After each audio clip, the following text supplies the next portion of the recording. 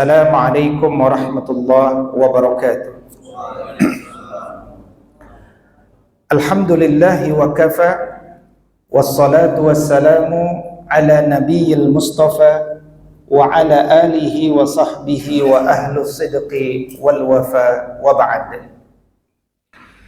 Alhamdulillah, pada siang hari ini 30 menit kita akan menyampaikan hal yang penting bagi kita semuanya, yaitu memperbaiki keturunan. Kadang-kadang orang bilang memperbaiki keturunan itu diperbaiki fisiknya, jadi cari pasangan hidup yang ganteng dan cantik. Tapi yang saya maksud perbaiki keturunan di sini adalah kalau orang tua kita telah berhasil menciptakan atau mewujudkan kita yang rajin sholat, sudah bisa baca Al-Quran, padahal mungkin sebagian orang tua kita bahkan tidak bisa baca Quran, maka tentulah kita hari ini harusnya di era ilmu begitu luar biasa, harusnya bisa melahirkan generasi lebih baik lagi dengan segala tingkat pendidikan kita hari ini.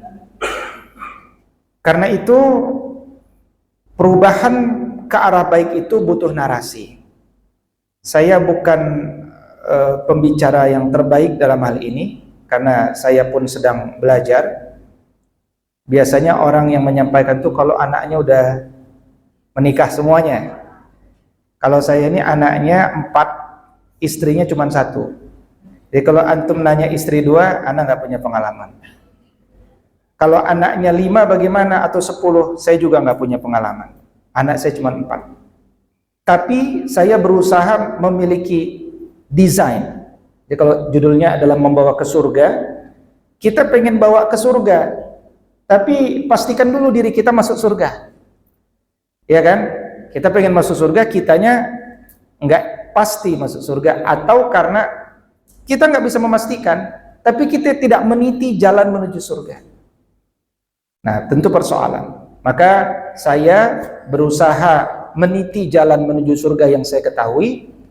Ketika mendidik, saya cuman membagi jalan-jalan yang saya pahami kepada anak-anak saya. Kira-kira begitu mindsetnya.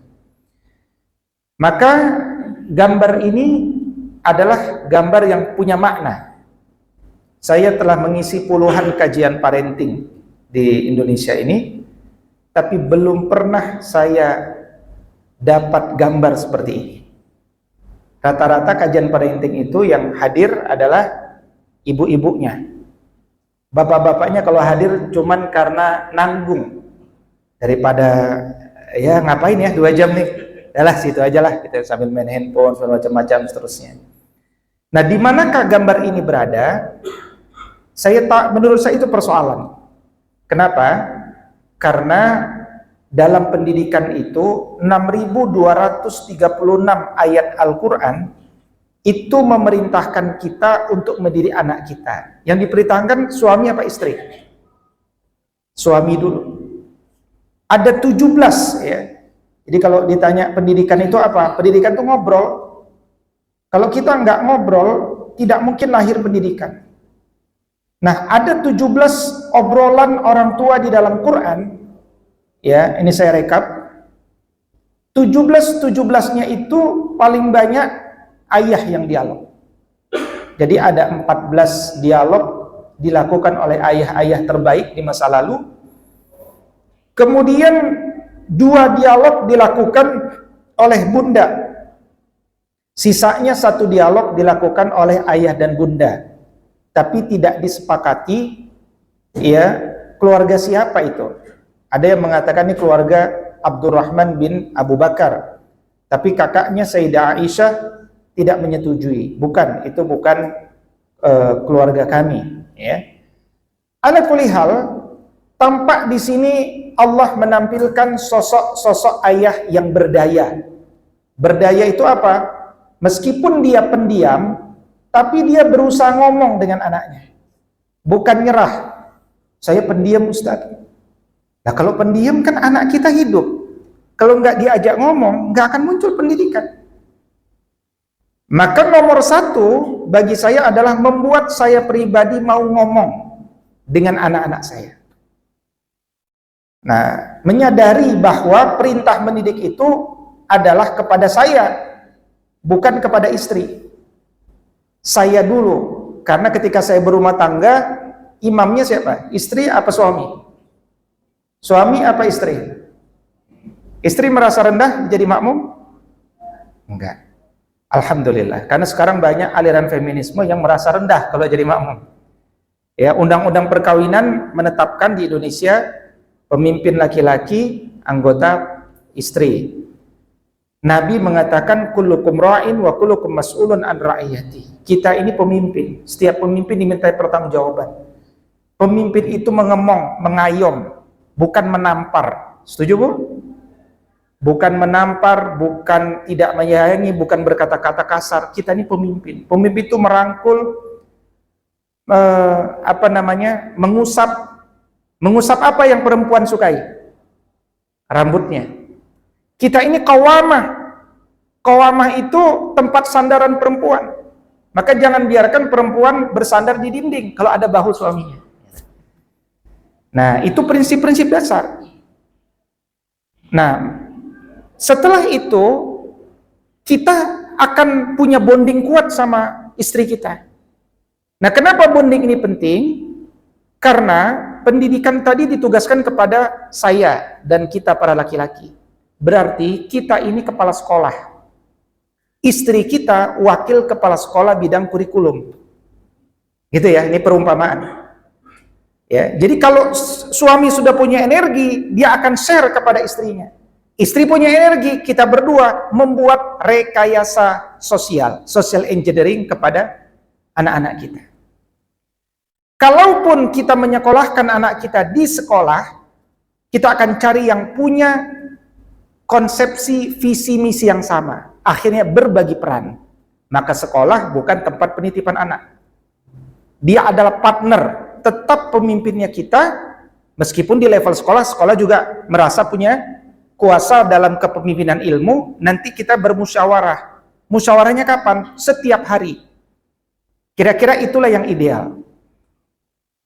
Dan idealitas itu nggak muncul kecuali pertama kali saya harus bisa mengkondisikan calon kepala sekolah di rumahnya belajar. Karena saya dan kita semuanya sepertinya sudah menempuh jenjang SD 6 tahun, SMP 3 tahun, SMA 3 tahun.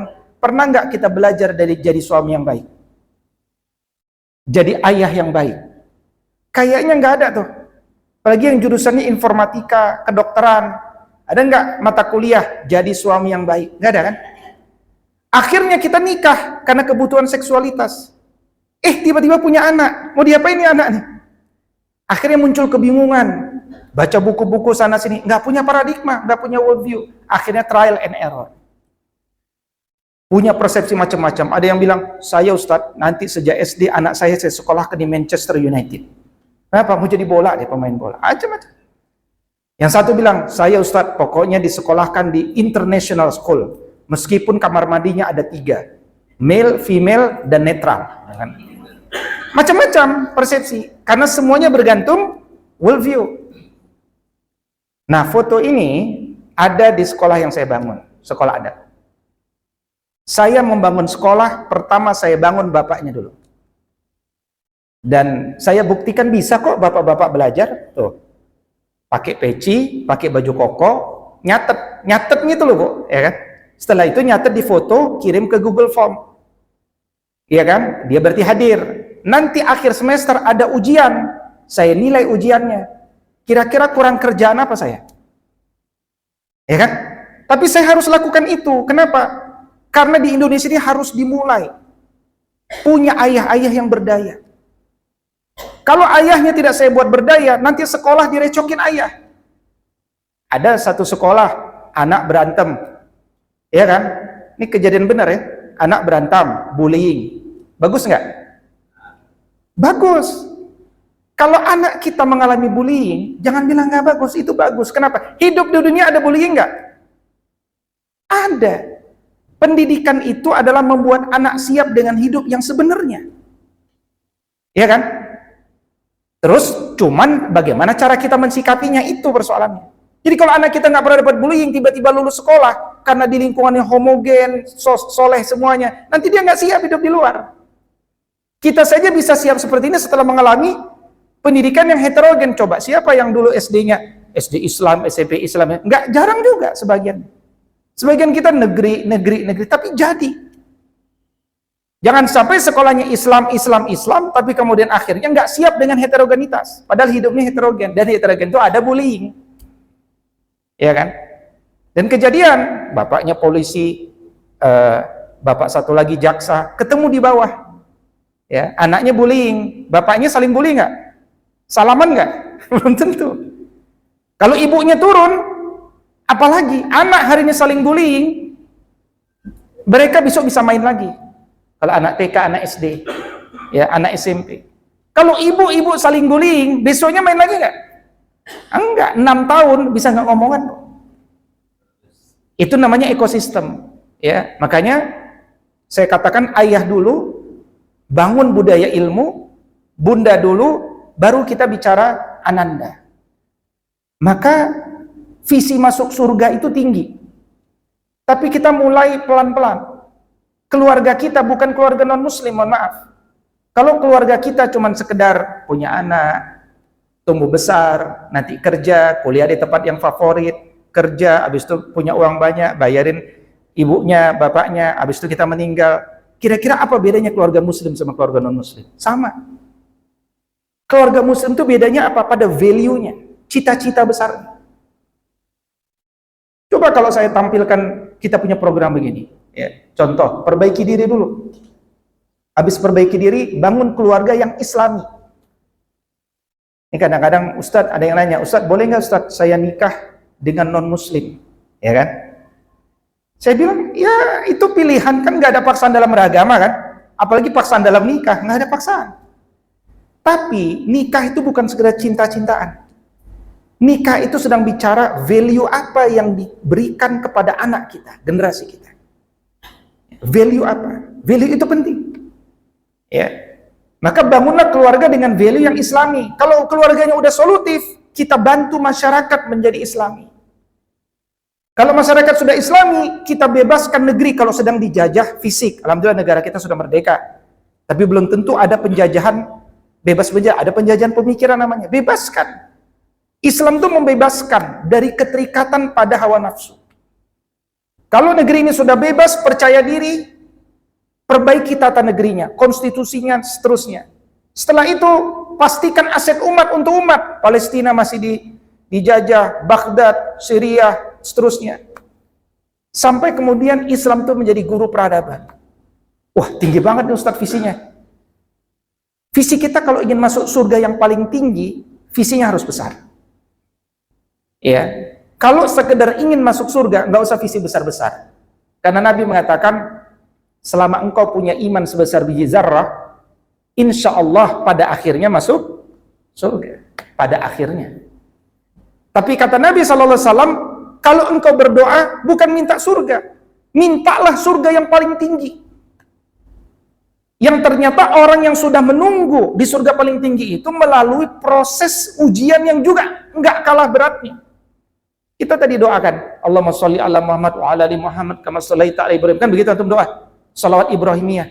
Ini dua nama yang kita doain setiap sholat, namanya Khalilur Rahman, kekasih Allah. Tapi ujiannya paling berat.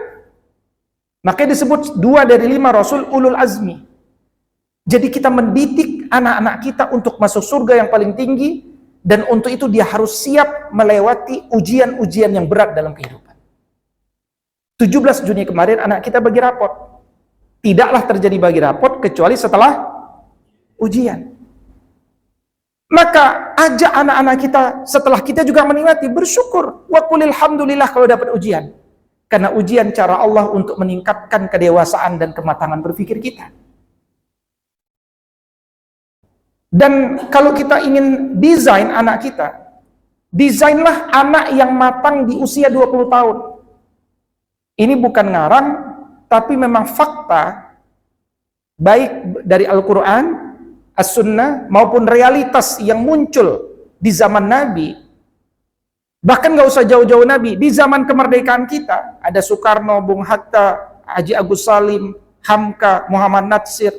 Coba lihat di umur-umur berapa mereka bisa mengelola negara atau mengelola organisasi atau memimpin narasi. Umur 20-an tahun. Nah, maka ketika kita mendidik anak itu ambil ujungnya, baru tarik mundurnya. Ujungnya apa? Ujungnya bayangkan. Ya. Bayangkan itu nanti didefinisikan jadi visi keluarga. Baru tarik mundur. Butuh teladan-teladan, ada teladan yang banyak dalam Quran. Ini ringkasan saja. Kita pengen pemuda tapi cerdas, sendirian tapi nggak malu. Dia punya sikap, punya integriti, punya keunikan, punya value. Siapa? Ibrahim. Yang berkelompok tapi punya value juga siapa? Pemuda Al-Kahfi. Punya bakat, diberikan kepercayaan, punya bakat intelijen, punya bakat bertanggung jawab siapa? Saudarinya Nabi Musa. Ikutin terus adiknya berjalan di menyusuri sungai Nil. Ada wanita tetapi strong, melakukan pekerjaan laki-laki seperti mengambil air minum buat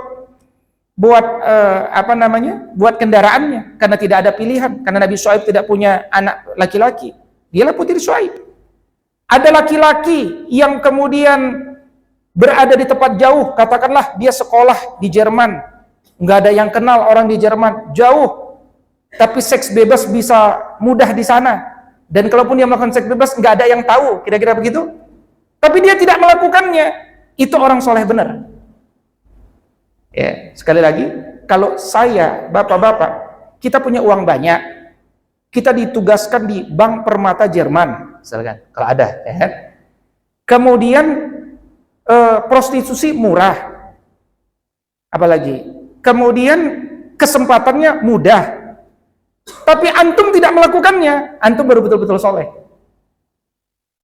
Karena ada orang soleh yang nggak pernah berzina, bukan karena dia nggak mau berzina, nggak bisa berzina. Kenapa? Uangnya nggak ada, kesempatannya nggak ada, istrinya nempel terus.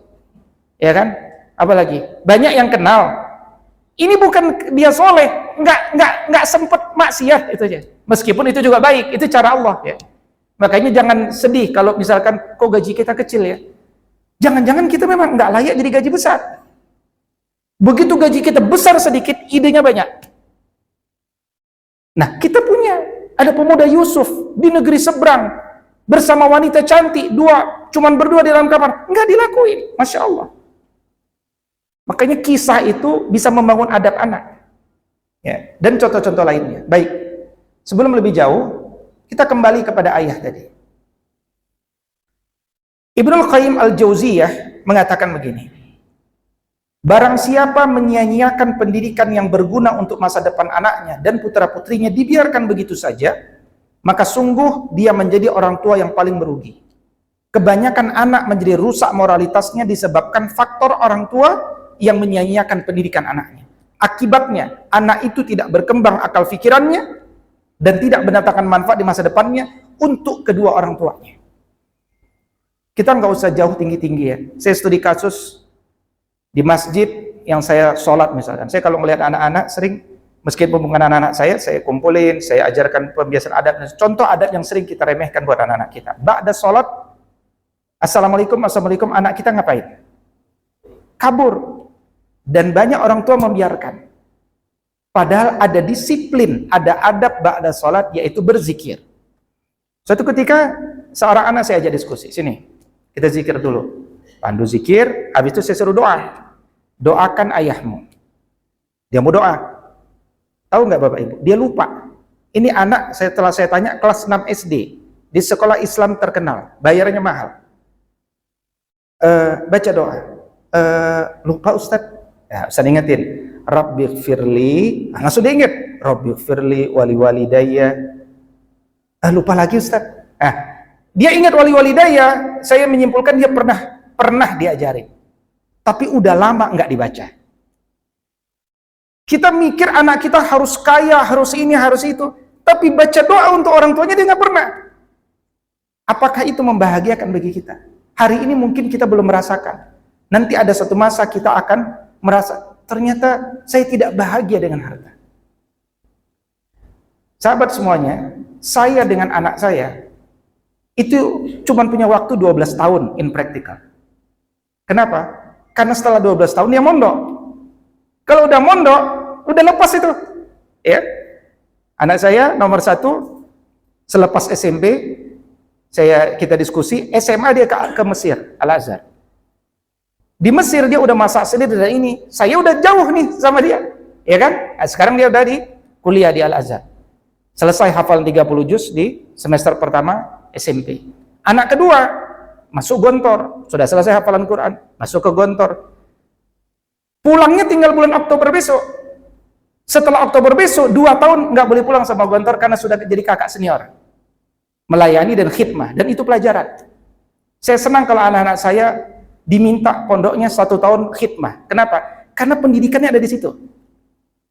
Pendidikan melayani manusia, dia akan tahu persoalan. Jadi kalau dia nanti kuliah, dia sudah tahu, saya punya passion, saya punya talent apa, saya akan kuliah untuk mengembangkan itu kemanfaatan bagi umat. Tapi banyak orang tua, ketika ditawarkan program khidmah, kata orang tua apa?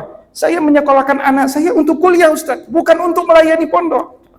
Kita salah mindset pendidikan. Emangnya setelah kuliah, dapat gelar S1, anak kita mau ngapain?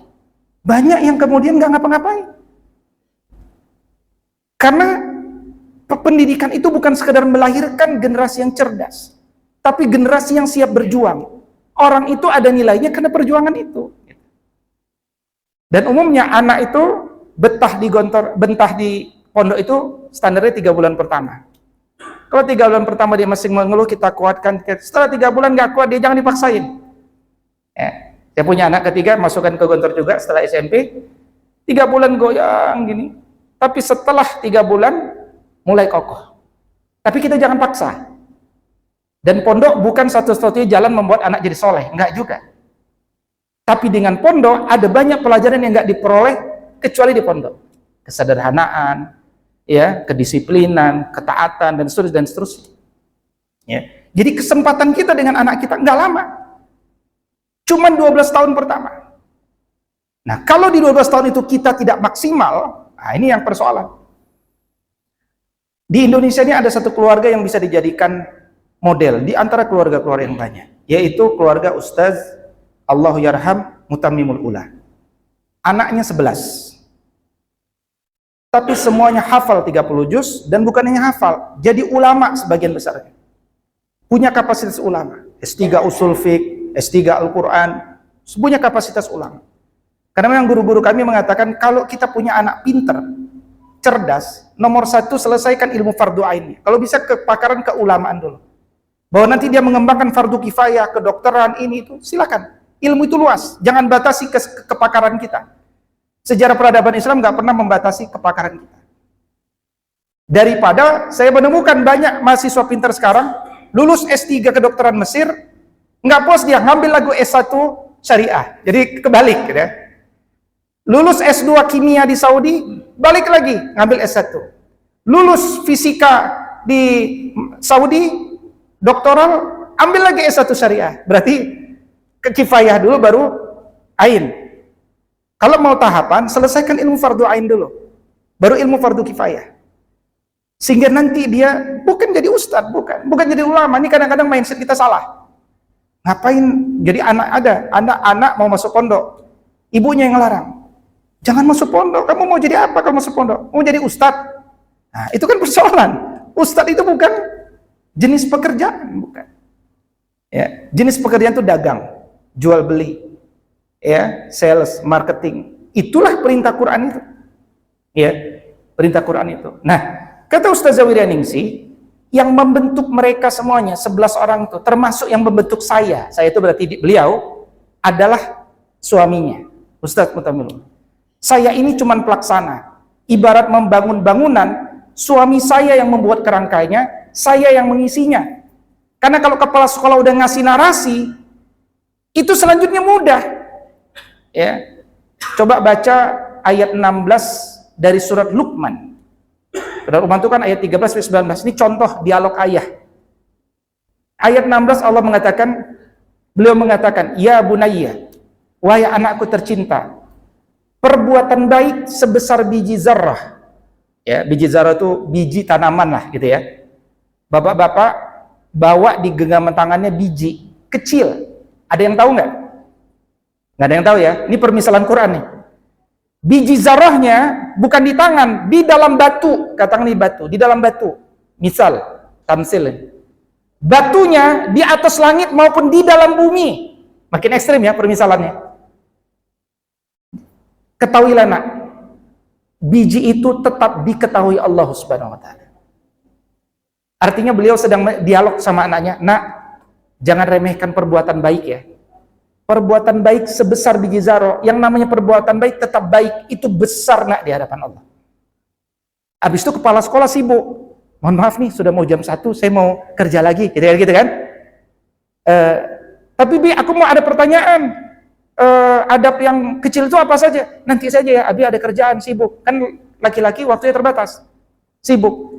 Nah, kalau sudah ada pengantar itu, pekerjaan bunda gampang. Dia pasti nanya sama bundanya kan? Bunda, tadi ayah mengatakan perbuatan baik sebesar biji zarah itu jangan diremehkan, harus dimuliakan. Emang contohnya apa? Nah, kalau sudah nanya contoh, bunda gampang. Contohnya, kalau masuk ngucapin assalamualaikum nak, makan dengan tangan kanan nak, jangan berkata anjir nak, anjir itu dari kata anjay, anjay itu dari anjing, gitu kan? Ya kayak gitu tuh mudah nantinya. Tapi coba kalau bapaknya diem, berapa banyak orang tua mengeluh, Ustadz saya ini kayak single parent, padahal suaminya masih ada. Karena anak itu nggak mendapatkan arahan. Kita belum bicara bagaimana mengarahkan anak laki-laki, gimana mengarahkan anak perempuan ya. Beda ini dua manusia, dua makhluk yang berbeda biologisnya, nggak sama loh. Ya, makanya what is your sex, bukan what is your gender. Kalau what is your sex itu man and woman. Begitu antum ubah bahasa Inggris jadi what is your gender dengan pengaruh utaman gender, jadinya male, female, cannot be stated, unknown, dan 13 jenis lainnya. Ya kan? Nah, ternyata menjadi ayah itu bisa durhaka loh. Ya. Jadi kadang-kadang kita kalau bicara durhaka itu anak yang durhaka. Tapi menarik, sebelum kita bicara anak durhaka, lihat sebabnya. Jangan-jangan kita ayah yang durhaka. Salah satu kedurhakaan itu mungkin kita nggak pernah nyiapin waktu buat anak kita. Hatta di rumah kita megang handphone lagi. Coba sekali-sekali tanya sama rekayasa sosial sama gurunya. Ustazah tolong tanyain dong sama anak saya, ayah kamu kalau di rumah seperti apa? Saya pengen dapat feedback. Nah itu bagus itu. Tapi jangan baper. Jangan baper kalau nanti ternyata feedbacknya, ayah saya itu nggak pernah perhatiin saya, bangun tidur aja yang dicari bukan saya, tapi handphone. Ya, saya pergi sekolah nggak pernah dipeluk, nggak pernah didoain, nggak pernah diapain. Nah itu jadi feedback bagi kita. Oh anak kita butuh ini. Selama keinginannya baik, jadi evaluasi, saya lakukan itu. Ya. Karena kita sedang belajar berusaha jadi ayah yang baik, ayah yang dikenang kebaikannya. Ya, mudah-mudahan dia akan bilang begini, Bi, nanti aku kalau mau nikah, kalau bisa pengen suami kayak Abi. Nah, itu kan berarti dia sudah kesemsem sama profil ayahnya, kan begitu kan? Dan itu harus kita wujudkan bersama, sahabat semua. Nah dulu ada anak durhaka, ayahnya marah-marah, laporlah sama Umar. Anak saya durhaka ya Amirul Mukminin, harus diapain ya anak saya? Umar bingung, di zaman pemerintahan saya ada anak durhaka gitu ya. Apalagi di zaman sekarang gitu kan? Nah, coba panggil dulu anaknya, saya mau tabayun. Panggil anaknya. Betul engkau durhaka?